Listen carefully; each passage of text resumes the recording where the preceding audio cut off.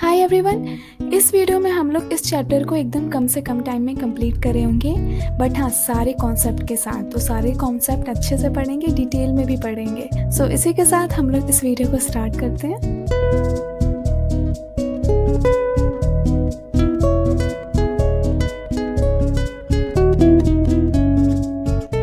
तो सबसे पहले बात करते हैं कि रिप्रोडक्शन कहते किसे हैं। तो ये एक प्रोसेस होता है जिसमें एक ऑर्गेनिज्म अपने जैसा एक दूसरा ऑर्गेनिज्म बनाता है, और इसी के कारण जो है अर्थ पे जो लाइफ जो है चल रही होती है। सो एक ऑर्गेनिज्म अपने जैसा दूसरा ऑर्गेनिज्म बनाएगा, फिर वो अपने जैसा दूसरा ऑर्गेनिज्म बनाएगा, और इसी से हमारी लाइफ जो है चल रही है। Reproduction is a bridge of heredity transmission. इसका मतलब क्या है, देखो जब रिप्रोडक्शन होता है यानी जब एक ऑर्गेनिज्म अपने जैसा दूसरा ऑर्गेनिज्म बनाता है तो कैरेक्टर ट्रांसफर होते हैं। तो कैरेक्टर सिर्फ और सिर्फ किससे ट्रांसफर होते हैं, रिप्रोडक्शन से।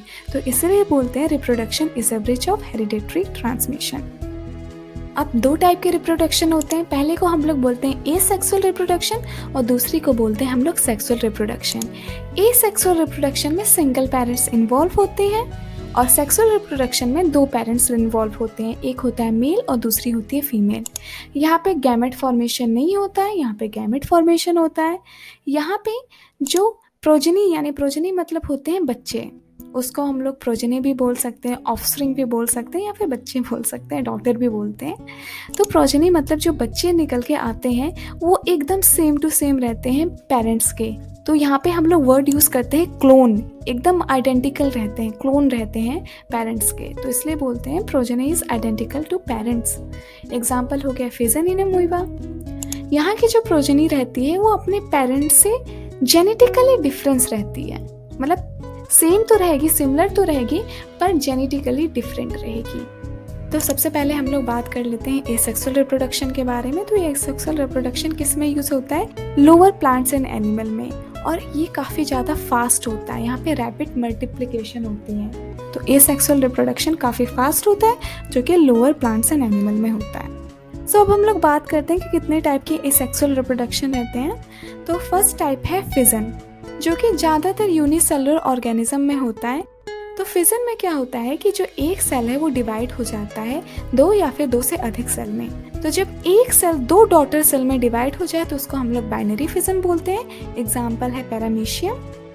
और जब एक सेल जो है बहुत सारे मैनी डॉटर सेल में डिवाइड हो जाए तो उसको हम लोग मल्टीपल फिजन बोलते हैं। एग्जाम्पल हो गया प्लाज्मोडियम। बाइनरी फिजन का एग्जाम्पल अमोइबा भी है। तो ये सारे एग्जाम्पल आप याद रखना, जितने भी एसेक्सुअल रिप्रोडक्शन है ना उनके एग्जाम्पल इंपॉर्टेंट है, तो एग्जाम्पल आप याद रखिएगा। नेक्स्ट एसेक्सुअल रिप्रोडक्शन है बडिंग। तो इसमें क्या होता है, बड फॉर्म होता है। तो एक ऑर्गेनिज्म में क्या होता है, एक स्मॉल ग्रोथ होती है जिसको हम लोग बोलते हैं बड। अब धीरे धीरे ये बड बड़ा होता है और बाद में ये डी अटैच भी हो सकता है और या फिर जुड़ा भी रहता है। तो यहाँ पे एक small cyst like structure form होता है ऑर्गेनिज्म के बॉडी में जिसको हम लोग बोलते हैं बड, और वही आगे चल के एक नया ऑर्गेनिज्म बनता है। तो यहाँ पे देखो ये बाद में हट गया है, यहाँ पे डी अटैच हो गया है। यहाँ पे ईस्ट के केस में क्या होता है कि जो बड हैं वो अटैच ही रहते हैं पेरेंट्स बॉडी में। तो बडिंग का एग्जाम्पल क्या हो गया, हाइड्रा जिसमें डी अटैच हो जाता है, और ईस्ट जिसमें जो बर्ड्स हैं वो अटैच ही रहते हैं। नेक्स्ट टाइप का ये सेक्सुअल रिप्रोडक्शन है स्पोर फॉर्मेशन। यहाँ पे क्या होता है, स्पोर फॉर्म होते हैं और फिर बाद में एयर के थ्रू ये हर जगह डिस्पर्स हो जाते हैं, और जहाँ जहाँ ये स्पोर जाएंगे वहाँ वहाँ पे एक नया ऑर्गेनिज्म प्रोड्यूस होगा। इसका एग्जाम्पल क्या होता है, फंगाई। तो फंगीज में ये स्पोर फॉर्मेशन होता है। नेक्स्ट टाइप है फ्रेगमेंटेशन। तो फ्रेगमेंटेशन में क्या होता है कि एक ऑर्गेनिज्म टूट जाता है दो ऑर्गेनिज्म में मैच्योर होने के बाद, और इसका सबसे बेस्ट एग्जाम्पल है स्पायरोगायरा।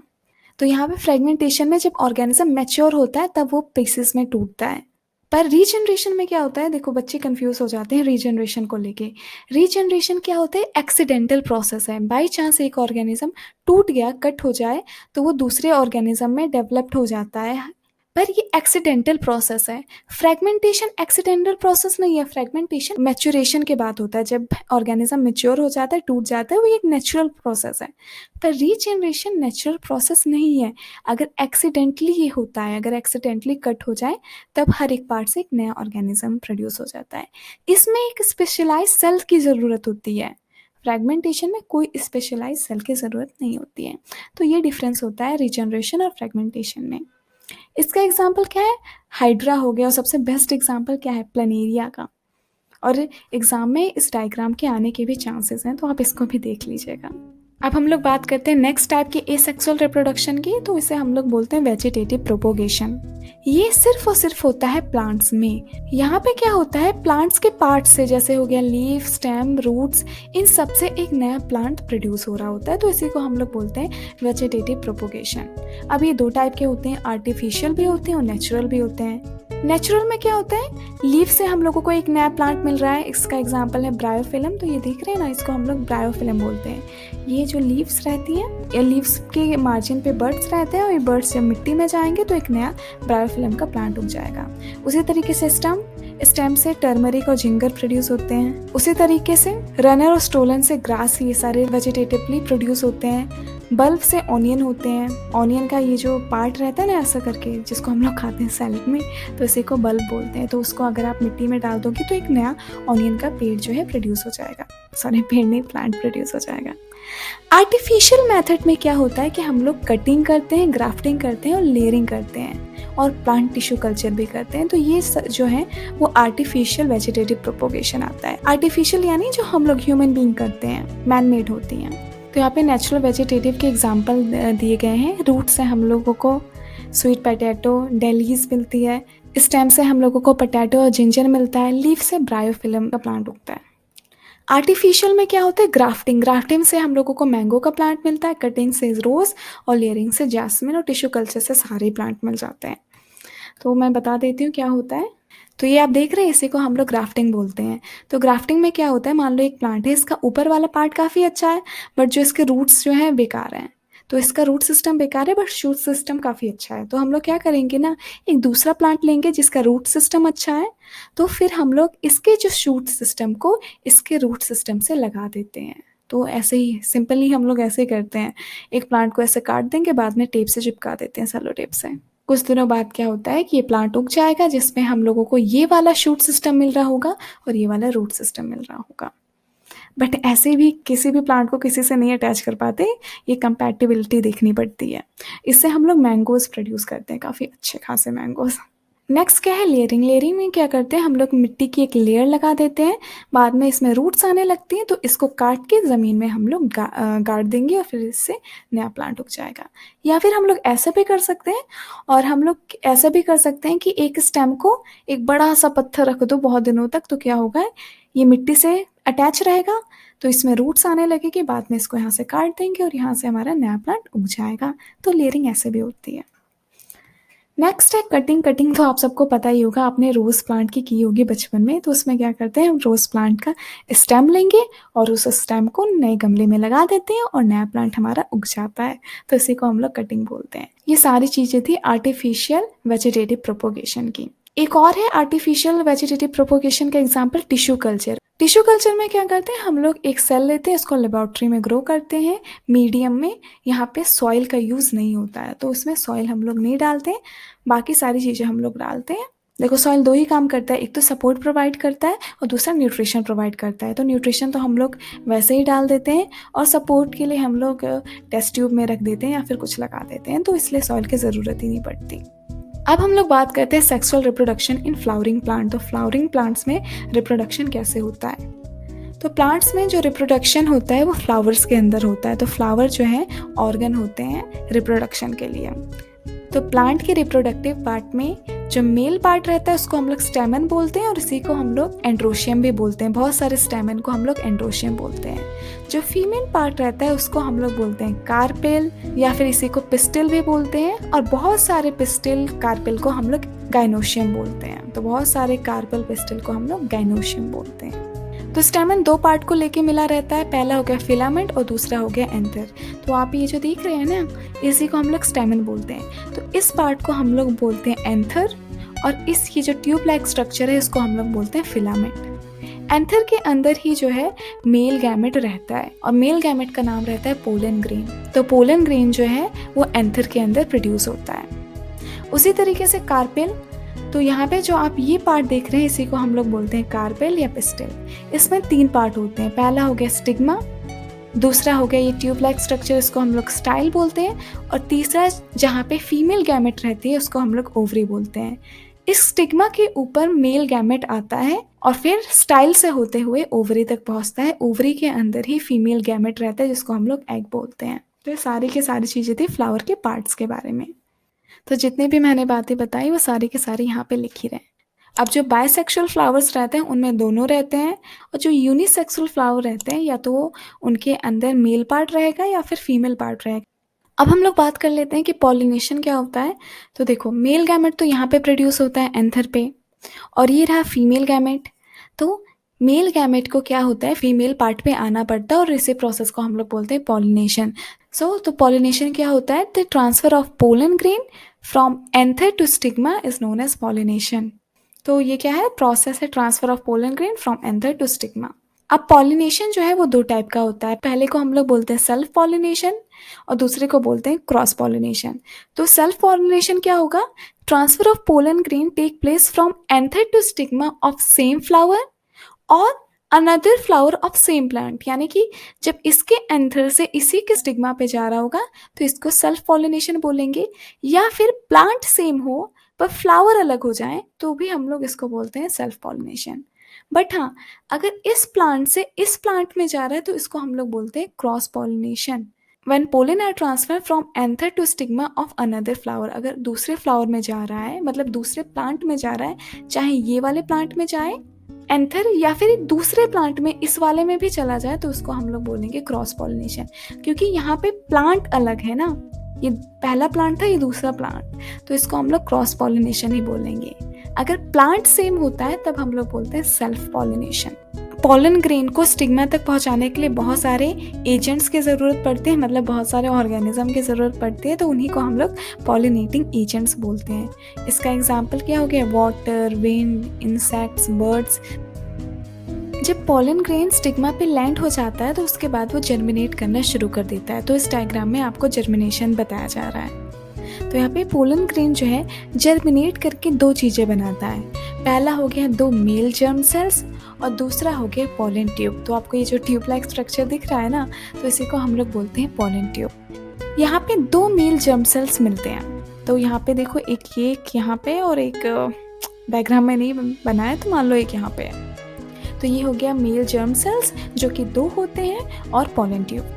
अब यहाँ पे मैंने फीमेल पार्ट को बनाया हुआ है जिसको हम लोग बोलते हैं एम्ब्रायोसैक। तो इसको हम लोग एम्ब्रायोसैक भी बोलते हैं। इसके अंदर 7 सेल्स रहते हैं और 8 न्यूक्लियाई रहते हैं, क्योंकि यहाँ पे एक सेल के अंदर 2 न्यूक्लियस रहते हैं और इसी को हम लोग बोलते हैं पोलर न्यूक्लियाई। तो बाकी सब इसको एक्चुअली में एंटीपोडल बोलते हैं, इसको सिनर्जिड बोलते हैं। ये सब आपको याद करने की ज़रूरत नहीं है। आप ये याद रखिएगा कि इसमें पोलर न्यूक्लियाई रहती है जिसमें एक सेल के अंदर 2 न्यूक्लियस रहते हैं और यहाँ पे रहता है हमारा एग। तो होता क्या है, एक male germ cells polar nuclei के साथ कंबाइन कर जाता है और बनाता है इंडोस्पर्म। तो यहाँ पे एक्चुअली में ये मेल जर्म सेल्स हैप्लॉइड रहते हैं। ये हम लोग हेरिडिटी में अच्छे से पढ़ेंगे, आपने पढ़ा भी होगा हैप्लॉइड डिप्लॉइड क्या होता है। और ये देखो, यहाँ पे पोलर न्यूक्लियाई एक्चुअली में 2 n रहते हैं, 2 n, क्योंकि यहाँ पे 2 न्यूक्लियस है ना। तो n + 2n = 3n। जो इंडोस्पर्म की जो प्लॉइडी होती है वो 3 रहती है, तो ट्रिप्लॉइड रहते हैं ये। तो एक मेल जर्म सेल्स एक पोलर न्यूक्लियाई के साथ कंबाइन करता है और बनाता है इंडोस्पर्म। दूसरा मेल जर्म सेल्स जो है वो एग के साथ कंबाइन करता है और बनाता है जाइगोट, और यही जाइगोट आगे चल के बनाते हैं एम्ब्रायो, मतलब एम्ब्रायो बनता है, और यही एम्ब्रायो आगे चल के क्या बनता है, प्लांट। सो इसी तरीके से एक न्यू प्लांट बनता है। इंडोस्पर्म क्या करता है, न्यूट्रिशन प्रोवाइड करता है एम्ब्रायो को। सो यहाँ पे लिखा हुआ है फर्टिलाइजेशन क्या होता है, fusion of male and female gamete is known as fertilisation.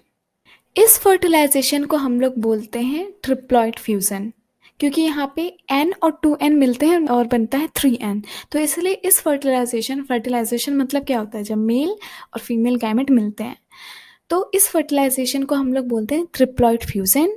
और इस फर्टिलाइजेशन को जब एक मेल गैमेट एग के साथ कंबाइन होता है तो इसको हम लोग बोलते हैं सिनगैमी। तो यहाँ पे 2 बार फर्टिलाइजेशन हो रहा है, तो इसलिए हम लोग बोलते हैं जब फ्लावरिंग प्लांट है वो डबल फर्टिलाइजेशन करते हैं। तो आपने सुन रखा है ना कि जो फ्लावरिंग प्लांट रहते हैं उसमें डबल फर्टिलाइजेशन होता है। तो डबल फर्टिलाइजेशन का मतलब क्या है कि यहाँ पे 2 बार फर्टिलाइजेशन होता है। एक को हम लोग बोलते हैं ट्रिपल फ्यूज़न और दूसरे को हम लोग बोलते हैं सिनगैमी। तो जितनी भी चीज़ें मैंने आप सबको बताई वो यहाँ पे लिखी हुई हैं, तो आप इसको पढ़ सकते हैं या फिर जो मैंने बताया उसको आप अपने दिमाग में भी रख सकते हैं।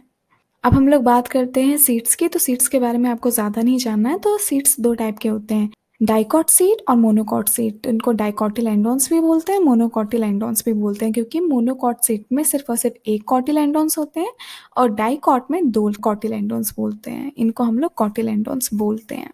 ये सारी चीज़ों के बारे में आपको नहीं जानना है, आपको बस इनके एग्जाम्पल याद रखनी है। तो डाइकॉट का एग्जाम्पल क्या हो गया, ग्राम्स हो गया, जितने भी ग्राम रहते हैं वो डाइकॉट रहते हैं। मैंगो जो है वो डाइकॉट रहता है, मतलब जो सिर्फ 2 पार्ट में डिवाइड हो जाए उसको हम लोग डाइकॉट बोलते हैं। मोनोकॉट का एग्जाम्पल क्या हो गया, राइस हो गया, व्हीट हो गया, बार्ली हो गया। तो ये सारे के सारे क्या हैं, मोनोकॉट के एग्जाम्पल हैं। अब हम लोग बात कर लेते हैं ह्यूमन रिप्रोडक्शन के बारे में। ये हम लोगों का लास्ट टॉपिक है। ह्यूमन जो है सेक्सुअल मोड ऑफ रिप्रोडक्शन करते हैं। अब प्यूबर्टी क्या होती है, प्यूबर्टी एक ऐसी स्टेज होती है जब हमारे अंदर गैमेट्स प्रोड्यूस करना शुरू हो जाते हैं। The period of life when production of germ cells and sperms started in body. तो फीमेल में जर्म सेल्स होती है जिनको हम लोग ओवा बोलते हैं, मतलब फीमेल गैमेट क्या है, ओवा है। और मेल में क्या होते हैं, स्पर्म्स होते हैं। तो मेल गैमेट जो है स्पर्म। तो बॉडी में जब गैमेट प्रोड्यूस होता है उसी स्टेज को हम लोग बोलते हैं प्यूबर्टी। प्यूबर्टी के टाइम बहुत सारे बॉडी में चेंजेस भी होते हैं, जैसे कि कुछ कॉमन चेंज होते हैं जो मेल और फीमेल दोनों में होते हैं, जैसे कि आर्मपिट और जेनाइटल एरिया में हेयर का ग्रोथ होना, स्किन ऑयली हो जाना, पिंपल्स होना, थोड़ा एग्रेसिव नेचर होना। तो ये सारी की सारी चीज़ें कॉमन है, एकदम भी टेंशन मत लेना। गर्ल्स में क्या चेंजेस होते हैं, ब्रेस्ट साइज इंक्रीज हो जाती है, मेंस्ट्रुएशन साइकिल स्टार्ट हो जाती है। बॉयज़ में हेयर है फेस के वो ग्रो होने शुरू हो जाते हैं। उनकी वॉइस जो है वो थोड़ी सी क्रैक तो नहीं बोलना चाहिए, पर थोड़ी सी मतलब चेंज होने लगती है। These changes are signal that sexual maturity is taking place। तो ये सारे चेंजेस हैं, इन्हीं को हम लोग चेंजेस बोलते हैं जो प्यूबर्टी में होते हैं। और प्यूबर्टी को हम लोग एडोलेसेंट एज भी बोलते हैं। तो सबसे पहले हम लोग बात करते हैं मेल रिप्रोडक्टिव सिस्टम के बारे में, उसके बाद हम लोग फीमेल रिप्रोडक्टिव सिस्टम के बारे में पढ़ेंगे। तो सबसे पहले बात करते हैं टेस्टिस के बारे में। तो टेस्टिस जो है बॉडी में 2 होती हैं जो कि स्कॉटम के अंदर रहती हैं। Scrotum has relatively lower temperature needed for the production of sperm. तो ये जो स्कॉटम है, जो एक बैग लाइक स्ट्रक्चर रहता है, उसके अंदर टेस्टिस रहती हैं। अब गैमेट जो है वो टेस्टिस के अंदर प्रोड्यूस होते हैं, और गैमेट प्रोड्यूस करने के लिए हम लोगों को थोड़ा सा कम टेम्परेचर की ज़रूरत पड़ती है। टेस्टिस के 2 फंक्शन होते हैं। पहला जो हो गया रेगुलेट प्रोडक्शन ऑफ स्पर्म। पहला टेस्टिस का फंक्शन ये है कि वो मेल गैमेट को प्रोड्यूस करती है, जिसको हम लोग स्पर्म बोलते हैं। दूसरा फंक्शन क्या है, ब्रिंग चेंजेस एट प्यूबर्टी। देखो, जो टेस्टिस रहती हैं वो एक हार्मोन प्रोड्यूस करती हैं, टेस्टोस्टेरोन। जितने भी बॉडी में मेल के अंदर चेंजेस आ रहे होते हैं प्यूबर्टी के टाइम, वो सारे के सारे इस हार्मोन की वजह से आ रहे होते हैं। तो इसलिए टेस्टिस का 2 ही काम है, पहला हो गया मेल जर्म सेल्स प्रोड्यूस करना और दूसरा हो गया हार्मोन प्रोड्यूस करना जो कि चेंजेस लाता है। नेक्स्ट हम लोग बात कर लेते हैं वास्ट डिफरेंस के बारे में। तो ये जो आपको दिख रहा है ना, ये पाइप लाइक स्ट्रक्चर, इसी को हम लोग वास्ट डिफरेंस बोलते हैं। ये बस ट्रांसपोर्ट के लिए हेल्प करता है। नेक्स्ट है यूरेथ्रा। तो ये जो स्ट्रक्चर दिख रहा है पाइप लाइक स्ट्रक्चर, इसको हम लोग यूरेथ्रा बोलते हैं। ये कॉमन पैसेज रहता है स्पर्म और यूरिन के लिए, और ये जो है कवर रहता है एक मस्कुलर टिश्यू से, जिसको हम लोग पेनिस बोलते हैं। अब बात कर लेते हैं एसोसिएटेड ग्लैंड्स। मेल रिप्रोडक्शन के लिए बहुत सारे ग्लैंड्स की ज़रूरत रहती है। तो यहाँ पे 3 टाइप के ग्लैंड्स होते हैं। पहला हो गया सेमिनल वेसिकल, प्रोस्टेट ग्लैंड। इस वाले ग्लैंड को हम लोग बल्बो यूरिथ्रल ग्लैंड बोलते हैं, जो कि ल्यूब्रिकेशन में हेल्प करता है। तो ये आपके सिलेबस में नहीं है, तो इसको छोड़ दीजिए। तो सेमिनल वेसिकल और प्रोस्टेट ग्लैंड एक लिक्विड सिक्रीट करता है, एक फ्लूइड सिक्रीट करता है, जो कि स्पर्म के नरिशमेंट के लिए हेल्प होता है और इससे ट्रांसपोर्ट ईजी हो जाता है। तो सेमिनल वेसिकल और प्रोस्टेट ग्लैंड एक फ्लूइड प्रोड्यूस करते हैं, जिससे कि स्पर्म का नरिशमेंट होता है और ट्रांसपोर्ट इजी होता है। अब स्पर्म प्लस इस फ्लूइड दोनों को हम लोग बोलते हैं सेमेन। तो स्पर्म जब फ्लूइड के साथ मिक्स हो जाता है तो उसको हम लोग सेमेन बोलते हैं। ये मेल रिप्रोडक्टिव डायग्राम है, इसको आप ज़रूर से एक बार प्रैक्टिस कर लीजिएगा। वैसे चांसेस कम है आने के, क्योंकि ये काफ़ी कॉम्प्लिकेटेड होता है, बट आ सकता है। हाँ, बट फीमेल वाला तो पक्का आएगा। इसको एकदम फीमेल वाले को एकदम अच्छे से रट लीजिएगा, ये वाला डायग्राम। तो अब हम लोग बात कर लेते हैं फीमेल रिप्रोडक्टिव सिस्टम के बारे में। तो यहाँ पे ओवरीज़ होती हैं जो कि पेयर में होती हैं। अब ओवरीज़ का भी 2 काम रहता है। पहला हो गया कि वो फीमेल जर्म सेल्स प्रोड्यूस करती हैं जो कि एग। तो यहाँ पे जो है ये 2 ओवरीज़ हैं और इन्हीं का काम रहता है एग प्रोड्यूस करना। और दूसरा हो गया कि जो ओवरीज़ हैं एक हार्मोन प्रोड्यूस करती हैं, एक्चुअली में 2 हार्मोन प्रोड्यूस करते हैं, एस्ट्रोजन एंड प्रोजेस्टेरोन। तो ये 2 हार्मोन जो है फीमेल के बॉडी में जितने भी चेंजेस आ रहे होते हैं प्यूबर्टी में वो करवाते हैं। तो जितने भी चेंजेस होते हैं प्यूबर्टी में वो सारे के सारे ओवरीज करवाते हैं वो 2 हार्मोन की वजह से। अब देखो जब एक फीमेल बॉर्न होती है at birth of a girl thousand of immature eggs are present in ovary. जब एक फीमेल बॉर्न होती है तो उसके ओवरी में बहुत सारे थाउजेंड्स ऑफ एग्स रहते हैं और यही जो 1000 एग्स हैं वो धीरे धीरे मैच्योर होते हैं। 1 egg is produce every month by one of the ovaries. तो हर एक महीने में एक एक एग जो है वो मैच्योर होता रहता है और ओवरीज से बाहर आता रहता है प्यूबर्टी के टाइम से। अगर ये चीज़ समझ में नहीं आया तो कोई बात नहीं, ये सारी चीज़ें जब हम लोग मेंस्ट्रुएशन पढ़ेंगे तब आपको समझ में आ जाएगी। अभी आप इतना जानिए कि ओवरीज 2 रहती हैं, पेयर में रहती हैं और 2 काम करती हैं। पहला वो फीमेल गैमेट बनाती हैं और दूसरा ये हार्मोन प्रोड्यूस करती हैं, इसी से फीमेल के अंदर चेंजेस आते हैं प्यूबर्टी के टाइम। सो ये ओवरी हो गई, ये हो गया फैलोपियन ट्यूब, यहाँ पे ही फर्टिलाइजेशन होता है, इसी को हम लोग ओविडक्ट भी बोलते हैं और इस वाले पार्ट को हम लोग यूट्रस बोलते हैं। ये हो गया सर्विक और ये हो गया वजाइना। तो ये है फीमेल रिप्रोडक्टिव सिस्टम, इसको अच्छे से याद कर लीजिएगा, ये डायग्राम आ सकता है एग्जाम में, मतलब बहुत चांसेस हैं एग्जाम में आने के। अब सुनो, जो फीमेल गैमेट जो है वो ओवरीज बनाती है, तो ये रही फीमेल गैमेट। अब जो मेल गैमेट है वो फीमेल बॉडी में आता है, तो ये हो गया स्पर्म, वजाइना के थ्रू ही आता है। तो अब होता क्या है कि मान लो जो फर्टिलाइजेशन हो गया, तो फर्टिलाइजेशन कहाँ पे होता है, इस जगह पे ओविडक्ट पे फर्टिलाइजेशन हो गया। तो यहाँ से फीमेल गैमेट आया और यहाँ से मेल गैमेट आया, तो और यहाँ पे फर्टिलाइजेशन हो गया। तो अगर फर्टिलाइजेशन होता है तो उसके बाद क्या बनता है, जाइगोट। तो मान लो यहाँ पे जाइगोट बन गया। अब क्या होता है, ये जाइगोट मूव करता है ओविडक्ट में और ओविडक्ट में खुद को प्लांट कर लेता है, मतलब कि यहाँ से उसके सेल्स आ जाते हैं और खुद को यहाँ पे ब्रांच कर लेते हैं। इसी को हम लोग बोलते हैं इम्प्लांटेशन। तो जाइगोट फिर धीरे धीरे बन जाता है एम्ब्रायो में, मतलब कि एक जाइगोट डिवाइड होता है, फिर 2 सेल स्टेज में आता है, फिर 4 सेल स्टेज में आता है।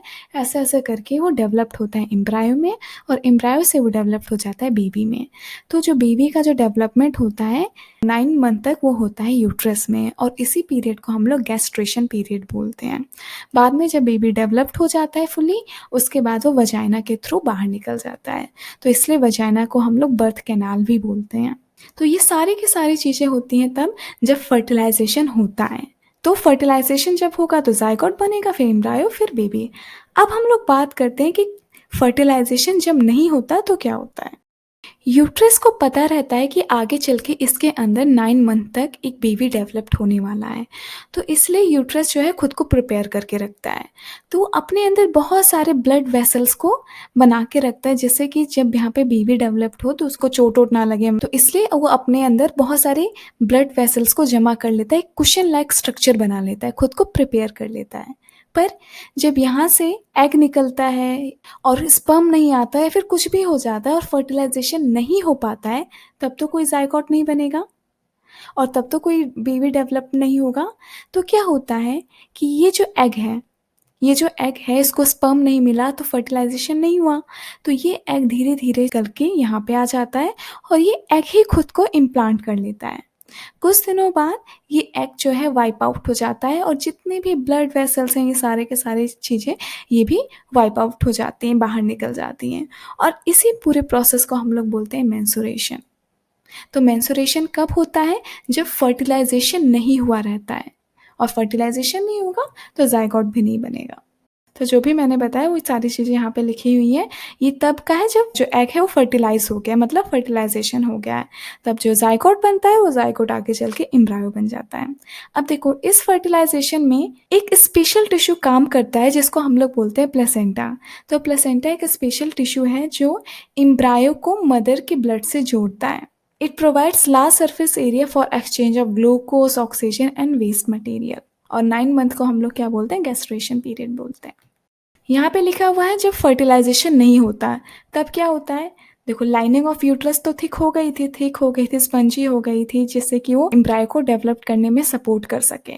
पर जब फर्टिलाइज़ेशन ही नहीं हुआ तो उस लाइन की तो कोई ज़रूरत नहीं है, क्योंकि अब तो बेबी तो वहाँ पे डेवलप नहीं होगा, तो सारे की सारी जो लाइनिंग है जो ब्लड वेसल की, वो सब के सब बाहर आ जाती हैं वजाइना के थ्रू। और ये जो प्रोसेस है इसी को हम लोग मेंस्ट्रुएशन बोलते हैं। ये हर एक 28 डेज़ में होता रहता है फीमेल में। अब हम लोग बात करते हैं रिप्रोडक्टिव हेल्थ के बारे में। तो रिप्रोडक्टिव हेल्थ का मतलब है कि total wellbeing in all aspect of reproduction, physically, socially and behaviourally. तो ये सारे के सारे इसी को हम लोग रिप्रोडक्टिव हेल्थ बोलते हैं। अब देखो, सेक्सुअली ट्रांसमिटिंग डिजीज के बारे में आपको जानना है, बस इतना जानना है कि बैक्टीरिया से गोनोरिया और सिफिलिस होता है, और वायरल से वार्ट और HIV होता है। इसको एकदम अच्छे से याद कर लेना, ये MCQ में आ सकता है। अब इनको प्रिवेंट कैसे कर सकते हैं? आप कॉन्डम यूज़ कर सकते हैं, कॉन्ट्रासेप्शन कर सकते हैं। कॉन्ट्रासेप्शन का मतलब क्या होता है? ये एक प्रोसेस है जिसमें हम लोग कुछ मेथड अपनाते हैं जिससे कि प्रेगनेंसी नहीं होती है। तो it is avoidance of pregnancy can be achieve by preventing the fertilisation और वोवा। तो हम लोग क्या करते हैं? फर्टिलाइजेशन नहीं होने देते हैं बहुत सारे प्रोसेस से, और इसी को हम लोग कॉन्ट्रासेप्शन बोलते हैं। मतलब उन सारे मेथड को हम लोग कॉन्ट्रासेप्शन बोलते हैं। तो अब हम लोग उन सारे मेथड को पढ़ लेते हैं। सो मेथड ऑफ कॉन्ट्रासेप्शन फर्स्ट हो गया फिजिकल बैरियर मेथड। तो इसमें क्या होता है कि हम लोग एग और स्पर्म को मिलने नहीं देते हैं। अब वो कौन कौन सी चीज़ें यूज़ करके? पहला हो गया कॉन्डम, सर्विकल कैप और डायफ्राम। ये इसको हम लोग फीमेल कॉन्डम भी बोलते हैं। सेकेंड मेथड है केमिकल मेथड। इसमें क्या होता है कि जो फीमेल रहती हैं वो कुछ पिल्स खाती हैं जिससे कि उनके अंदर कुछ हार्मोनल चेंज होते हैं और जिससे कि एग प्रोड्यूस नहीं होता। तो ये फीमेल के अंदर होता है। इससे क्या होता है कि फीमेल के अंदर एग ही प्रोड्यूस नहीं होता। तो जब एग ही नहीं बनेगा तो फिर फर्टिलाइजेशन होगा कैसे और फिर प्रेगनेंसी होगी कैसे? अब इसके जो है बहुत सारे साइड इफ़ेक्ट्स भी होते हैं। सेकंड है IUD मेथड। देखो, IUCD का मतलब हो गया इंट्रा यूट्राइन कॉन्ट्रासेप्टिव डिवाइस। कुछ लोग इसको IUD भी बोलते हैं। IUD का मतलब हो गया इंट्रा यूट्राइन डिवाइस। कॉन्ट्रासेप्टिव हट जाता है यहाँ से। तो इसमें क्या रहता है? यूट्रस के अंदर हम जो है कॉपर की कुछ मतलब कि डिवाइस डाल देते हैं, मतलब कुछ मेटल डाल देते हैं, कॉपर का मेटल डाल देते हैं। उससे क्या होता है कि यहाँ से कॉपर रिलीज होता है। अब कॉपर क्या करता है कि फर्टिलाइजेशन को प्रिवेंट करता है। वो स्पर्म की जो मूवमेंट है उसको रोक देता है। तो स्पर्म जो है यहाँ तक ओविडक्ट तक पहुँच ही नहीं पाता है और फिर फर्टिलाइजेशन होता नहीं है। तो इसी को हम लोग IUD मेथड बोलते हैं। सेकेंड है सर्जिकल मेथड। सर्जिकल मेथड में हम लोग क्या करते हैं? ये मेल और फीमेल दोनों में होता है। तो मेल में क्या करते हैं? हम लोग वास्ट डिफरेंस को कट कर देते हैं। तो वास्ट डिफरेंस जब कट हो जाएगा तो स्पर्म जो है पहुँचेगा ही नहीं। इस प्रोसेस को हम लोग वेसेक्टॉमी बोलते हैं। और फीमेल में हम लोग फेलोपियन ट्यूब को कट कर देते हैं। तो जब फेलोपियन ट्यूब ही कट जाएगा तो एग जो है रिलीज ही नहीं होगा, और इस प्रोसेस को हम लोग बोलते हैं ट्यूबेक्टॉमी। सो इसी के साथ हम लोगों ने इस पूरे चैप्टर को अच्छे से कंप्लीट कर लिया है। आई होप आपको वीडियो पसंद आया होगा। अगर कोई भी सजेशन होगा तो आप प्लीज़ कमेंट सेक्शन में बोल सकते हैं, और ऐसे ही वीडियो चैनल पे डलते रहेंगे, तो इसलिए सब्सक्राइब ज़रूर से कर लेना। Thank you so much for watching. मिलते हैं नेक्स्ट वीडियो में। Bye bye.